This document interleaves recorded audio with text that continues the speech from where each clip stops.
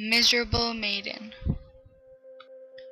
A miserable maiden, in her eyes sorrow is seeping.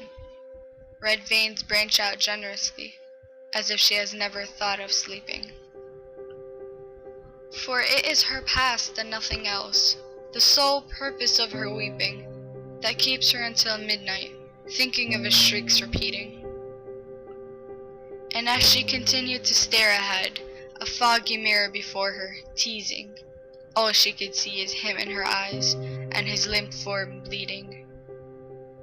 You must be wondering, what is she meaning? Because you know nothing of his cheating.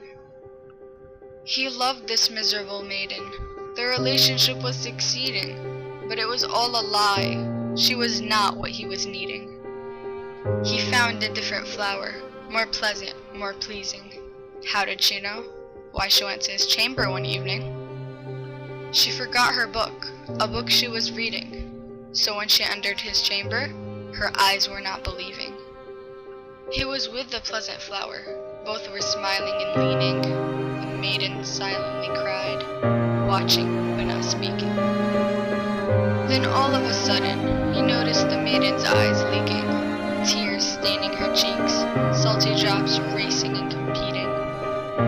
"'Tis not what you believe, my dear maiden," he began pleading.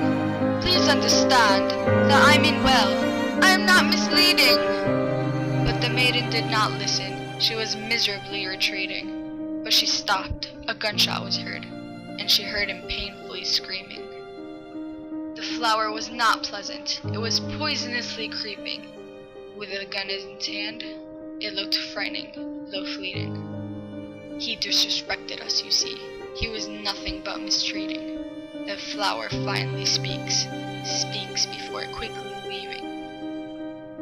The maiden left him there, his limp form bleeding, after she found her book, a book they loved reading.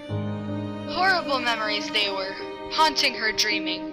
She could not sleep anymore, her mirror kept teasing.